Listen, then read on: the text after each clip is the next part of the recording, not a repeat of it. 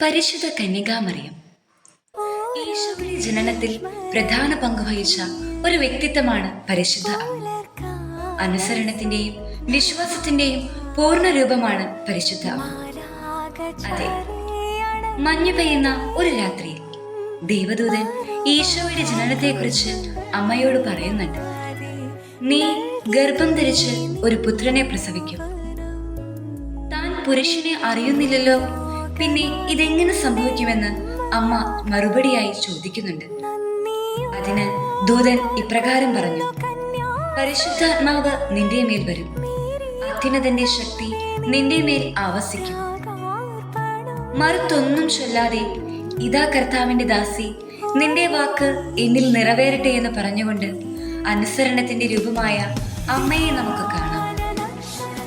ദൈവത്തിന് അസാധ്യമായ ഒന്നുമില്ലെന്ന് അമ്മ അടിയുറച്ച് വിശ്വസിച്ചു.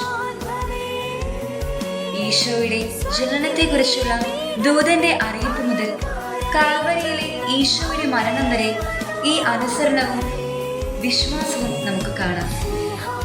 ക്രിസ്മസിനോടടുക്കുന്ന ഈ അവസരത്തിൽ അനുസരണത്തോടെ നമുക്ക് മുന്നേറാം, വിശ്വാസത്തോടെ കാത്തിരിക്കാം.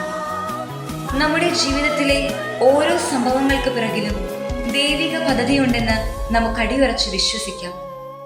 ദൈവത്തോട് ആമേൻ പറഞ്ഞുകൊണ്ട് അവിടുത്തെ മേൽ പൂർണ്ണമായി വിശ്വസിക്കാൻ നമുക്ക് ഓരോരുത്തർക്കും സാധിക്കട്ടെ.